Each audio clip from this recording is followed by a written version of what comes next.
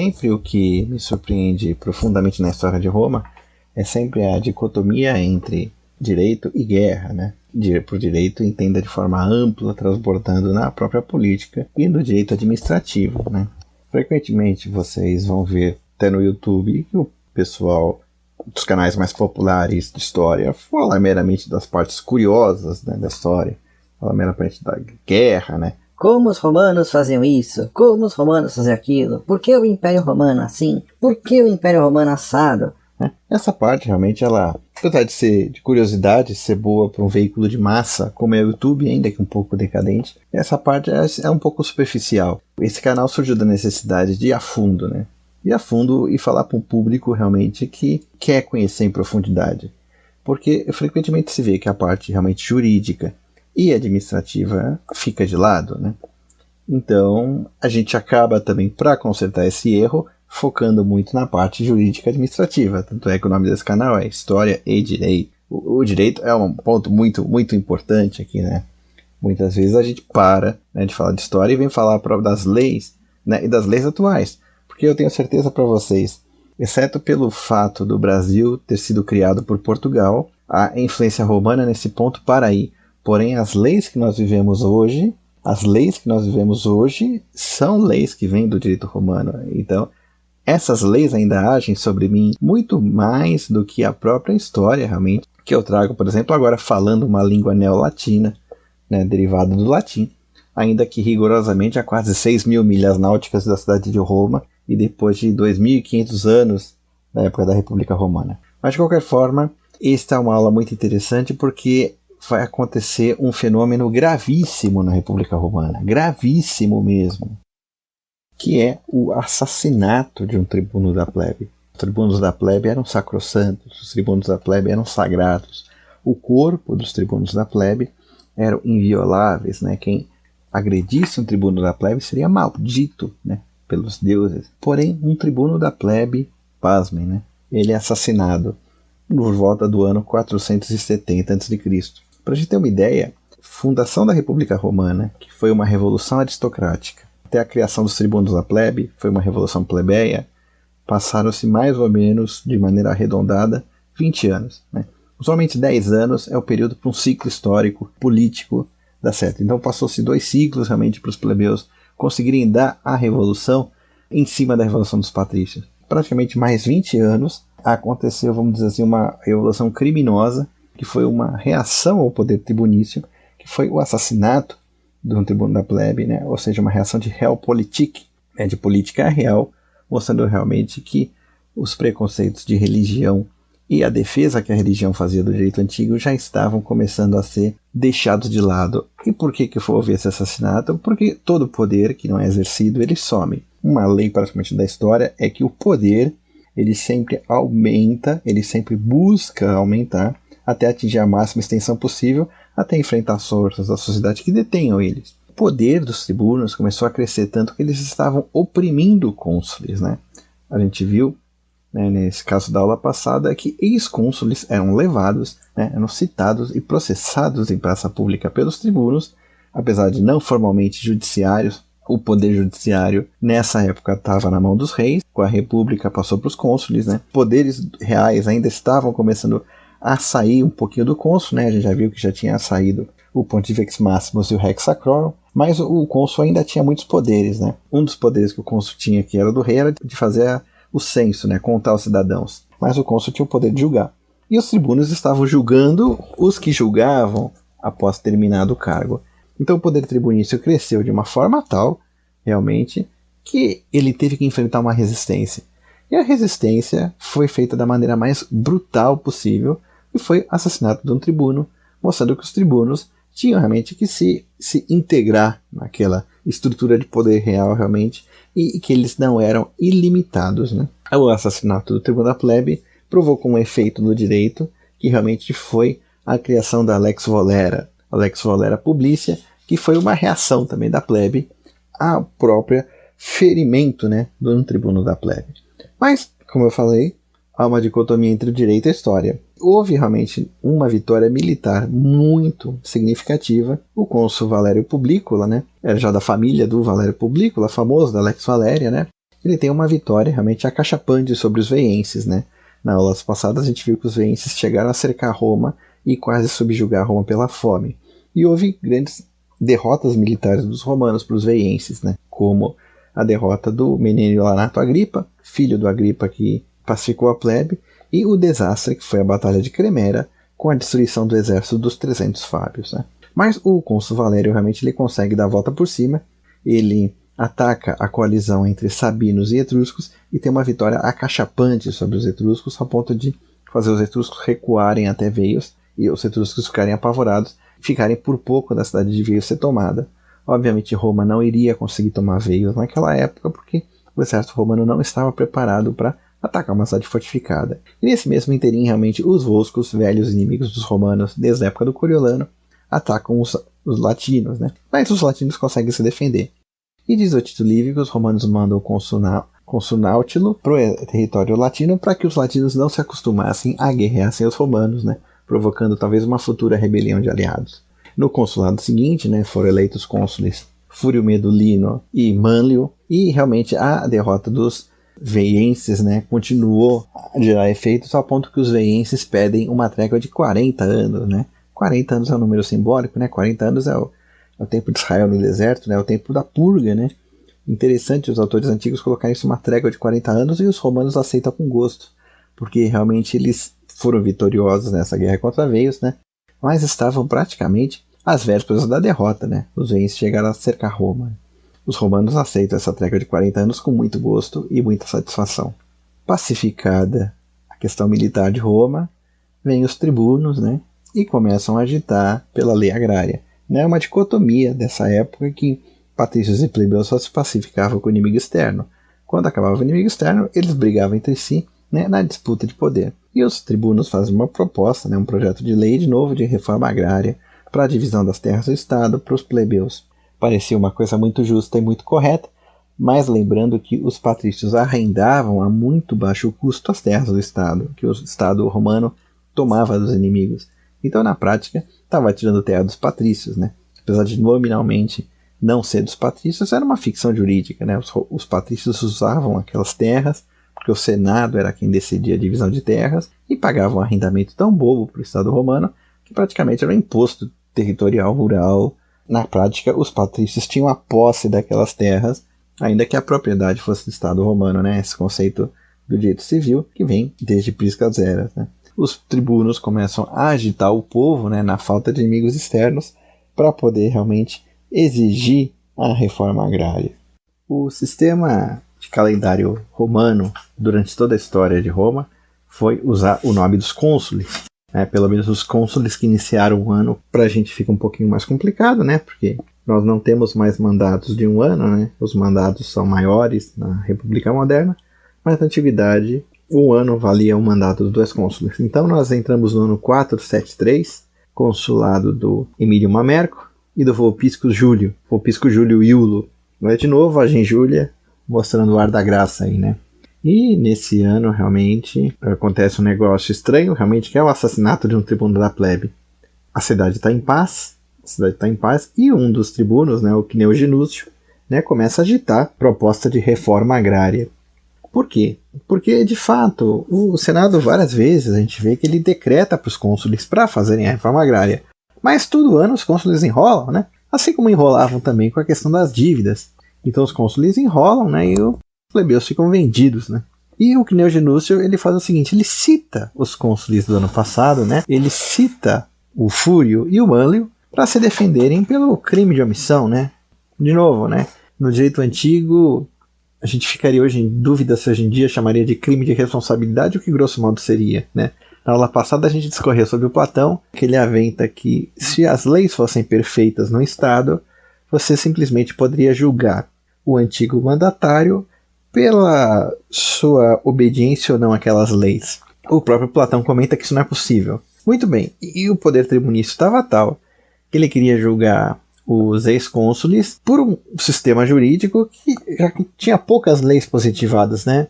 O direito romano naquela época era baseado no costume, né, no mos maiorum, né? Tava tendo poucas leis. A lei das 12 tábuas ainda levaria algumas décadas para surgir como um sistema codificado. Então ficava um julgamento muito mais político do que jurídico em si. E já era o terceiro, o quarto julgamento em seguida, né? Só se quarto se você contar o de Espúrio Cássio. Virou moda consular ser chamado a público para ser julgado. E os patrícios ficaram evidentemente morrendo de medo, porque estava na cara que o Genúcio era um demagogo, né?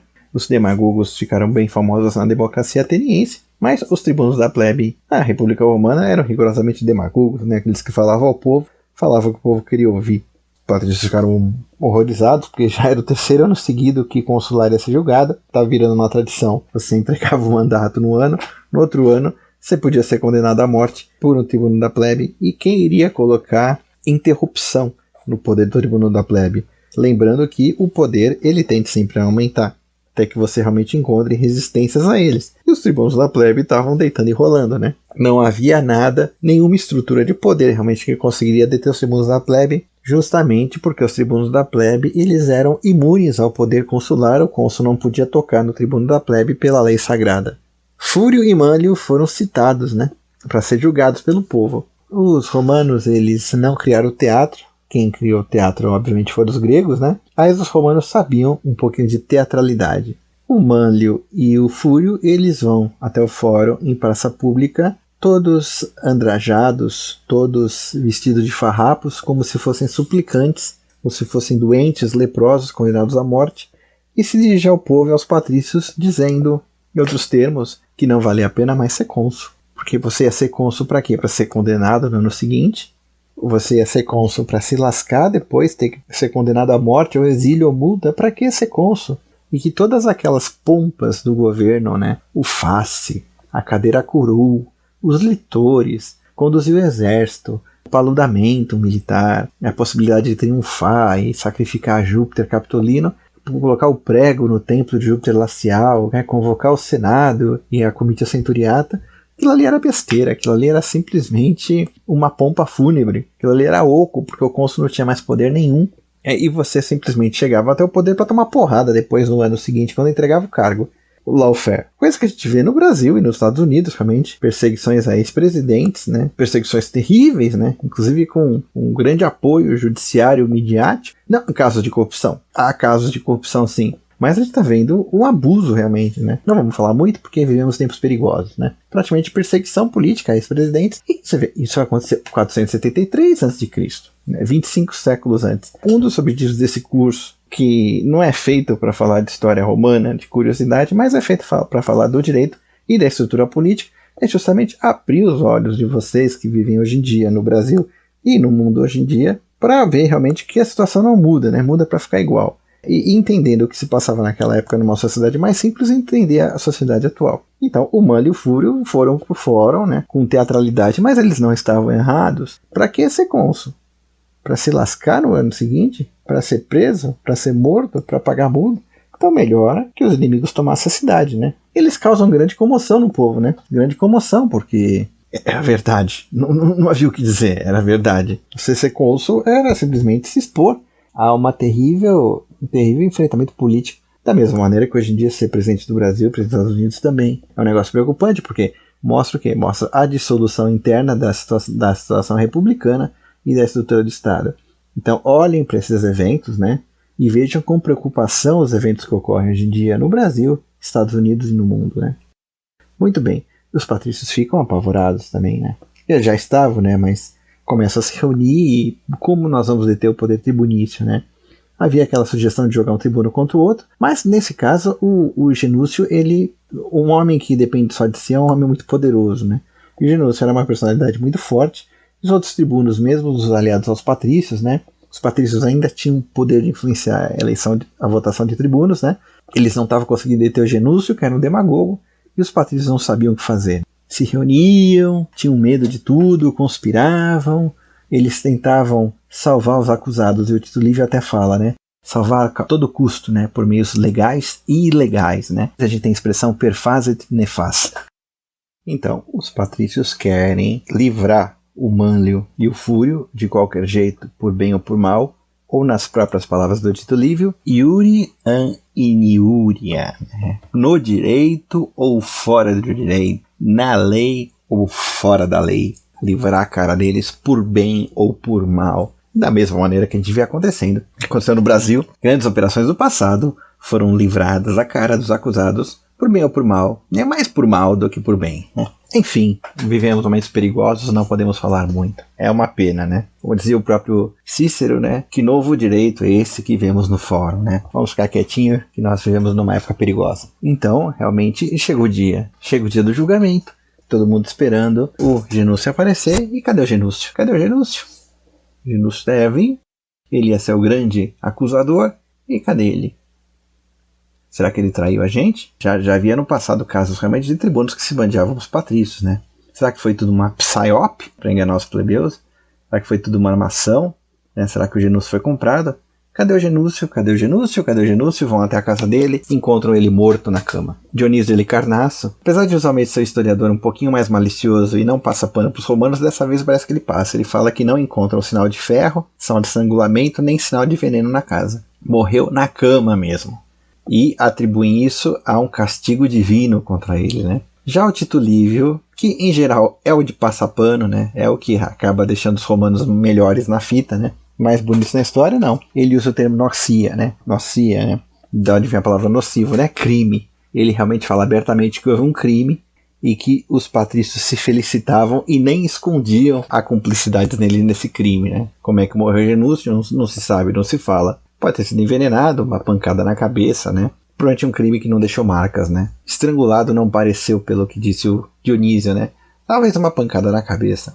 Mas o fato é que é muito difícil acreditar que ele morreu na cama naquela noite do grande julgamento, né? Seria muita coincidência, né? Muita coincidência. Mas de qualquer forma, a morte do Genúcio apavora os tribunos, porque fica na cara o crime, os patrícios não escondem a alegria deles, né? Não esconde a cumplicidade deles, né? No crime, e os tribunos se apavoram e fogem, né? E nenhum deles assume realmente a titularidade da ação penal contra os ex-cônsules, né? Contra os consulares. Todos se apavoram. Parece realmente que essa acusação era uma filha querida do Genúcio, né? Era o Genúcio que estava levando isso, e os outros tribunos até achavam que ele estava passando meio dos limites. O fato é que todo mundo se apavora. O Tito Livio usa a expressão que os plebeus fugiram como um exército que morreu o general, todo mundo foi embora, e os patrícios realmente aproveitaram. O Senado determinou que os cônsules procedessem ao alistamento militar, porque óbvio que sempre tinha uma guerra, né, na vizinhança, né, naquela época, e a grande arma dos tribunos era impedir o alistamento militar. Com o Genúcio morto, com a ação contra os ex-cônsules morta com ele, né, para a alegria dos patriciarcados, os negócios podiam voltar, né, e o alistamento militar voltar. Mas assim, é engraçado, né, a gente olhar, assumindo que foi um crime, porque todos os elementos de crime estão aí, né? Como dizia o próprio Estado do direito romano, né? A quem aproveita o crime, este o cometeu, né? Obviamente favoreceu os patrícios. Favoreceu os patrícios. Eles se felicitaram, eles não esconderam, então houve o crime, né? Mas os tribunos da plebe aprenderam na pele, realmente, que a lei ela é limitada em ruptura, né? O Eric Wegelin sempre fala da ordem, né? A lei surge na ordem, né? A ordem jurídica é limitada quando há uma ruptura, e é uma ruptura, um assassinato, né? Quantos juízes, promotores, testemunhas, né, já não foram assassinados, né, para poder evitar um julgamento, né? Enfim. E os tribunos viram realmente a limitação das leis, né?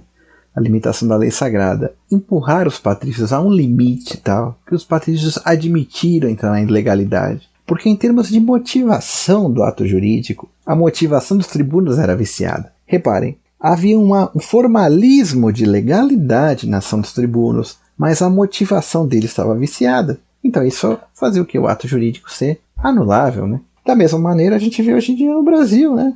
Atos formalmente jurídicos, sim, mas você vê que a motivação é política, né? A motivação não é fazer o direito, não é fazer o bem, nada. É para ferrar o inimigo mesmo, favorecer os aliados. Qual é o problema? A motivação está dentro de tudo, né? Então assim, pensa, você era um patrício, você já estava vendo ex-cônsules sendo condenados, a república se acabando, e você queria também ter direito a subir na sua carreira, e você podia ser o próximo. E aqueles demagogos, né, iam lá e ferravam você. Então, você já sabia assim, se o cara estava agindo de maneira ilegal, você também tinha um dever moral de acabar com aquilo ali. Lembrando um outro agravante, né? Na antiguidade, isso não só em Roma, mas também na Grécia, era meritório matar um tirano. Era meritório matar um tirano. Isso que era meritório matar um tirano permeia a história de Roma com todo tipo de confusão. Daqui a alguns anos vão matar o Espúrio Mélio sobre a iniciativa que ele queria aspirar à tirania e virar o rei de Roma. Vão matar o Júlio César com esse mesmo motivo, quase 500 anos depois, numa catástrofe política sem precedentes. Então, levando em conta isso, que era meritório matar um tirano, e os tribunos da plebe estavam tiranizando a república, né, e oprimindo os patrícios, então por que não seria meritório matar um tribuno da plebe? Claro, havia a lei sagrada, mas os tribunos, eles exageraram tanto na mão. Não havia lei sagrada que permitisse isso. Os tribunos eram uma magistratura de defesa, era uma magistratura defensiva, e estava se tornando, obviamente, uma magistratura ofensiva feita para a luta de classes mais rasteira, né? Quando a gente fala de patrícios e plebeus, surge realmente o tema da luta de classes, né? Mas a luta de classes era uma exceção. Era uma exceção que, quando havia essa luta de classes, rapidamente o Estado tentava se compor porque ele ia ser destruído. As classes lutavam, tinham esses embates políticos e se resolvia de alguma maneira. Pelo crime, os patrícios venceram essa. Por outro lado, a acusação era uma iniciativa pessoal do tribuno que foi assassinado, né? Não foi dos outros, que os outros não carregaram. Mas diz o título livremente que eles se apavoraram, né? Os patrícios aproveitaram e seguiram realmente com os projetos dele. Então é interessante sempre estudar esse período para ver essas indas e vindas das relações reais de poder que existem, né? E como vocês veem que o direito flutua no meio de tudo isso aí, porém submetido às relações reais de poder. E uma relação real de poder que há na história e há na nossa vida é o poder de destruir, é o poder de matar alguém. Então o poder de matar alguém é uma forma de poder, é uma equação, infelizmente, no poder político, que deve ser levado em conta também no sistema jurídico.